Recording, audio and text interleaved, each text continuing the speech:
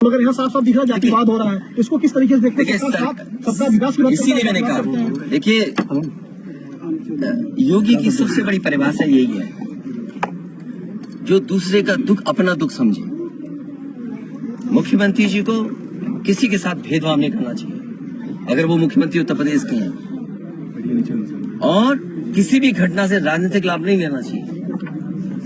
अगर इस सरकार ने न्याय दिया होता, न्याय पहले दिन से देना शुरू किया होता, तो शायद हम लोगों पे भी दबाव नहीं बनता कि हम आते हो घर परिवार के लोगों से मिलते आकर। सर, कांग्रेस के लोग कह रहे हैं कि आप बीजेपी को फायदा पहुंचाना चाहते हैं। देखिए सुनिए, ये बात भी कांग्रेस के मुंह से अच्छी नहीं लगती। सर यूपी में बदला लेंगे उसका? नहीं बदला की बात मत करो।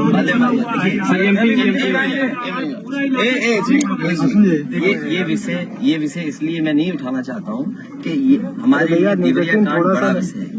इंडिया न्यूज थोड़ा न्याय में संतुलन हो, थोड़ा साइड ही नीचे, न्याय में संतुलन हो, ये सरकार की जिम्मेदारी है। देवरिया कांड मैंने पहले से कहा, ये समाज के लिए और मनोविज्ञान के लिए ये बड़ी चीज है कि आप समझें कि अगर आप एक परिवार के साथ घटना होती है तो दूसरे परिवार का मनोविज्ञान क्या होता होगा। और ये डीएम ने खुद कहा कि ये रिटेलिएशन में घटना हुई है, और शासन प्रशासन के लिए और न्याय के लिए ये बड़ी जिम्मेदारी है। भाई शासन प्रशासन और न्यायालय के लिए क्या मामूली बात है। आज तक पता नहीं है कि घटना कैसे हुई। पहली, प्रेम यादव को किसने बुलाया, प्रेम यादव वहाँ कैसे पहुंच गए मोटरसाइकिल से, उन्होंने कभी जमीन ली, उनका भाई बेच रहा है। अब परिवार की बातें क्या मैं बोलूंगा जो मैं जानता हूँ, या आप जो जानते हैं कि भाई परिवार जो था अगर जमीन बेच रहा है, एक भाई ने बेच दी जमीन, इन बातों को मैं कहूँ कि वो परिवार अपने भाइयों के साथ कैसा व्यवहार करता था, ये बातें मैं कहूँगा क्या?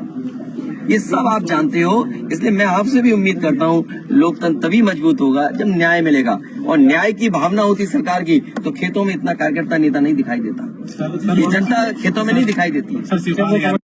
कोई बात नहीं, देखिए मेरी जिम्मेदारी ये है, देखिए मैं जानता हूँ यार नवीन भाई, और ये बात आप भी जानते हो। और जब मैं पहुंचा हूँ तो मैंने वो बाइट भी सुनी है, एक चैनल के माध्यम से कुछ खबर आई, हालांकि मैं सिग्नल या उसके नेटवर्क न आने की वजह से मैं नहीं सुन पाया। जो बात मुझे समझ में आई कि वो परिवार नहीं मिलना चाहता, ये उसकी भावना है, और उसको उसकी बेटे की भावना नहीं हो सकता हो।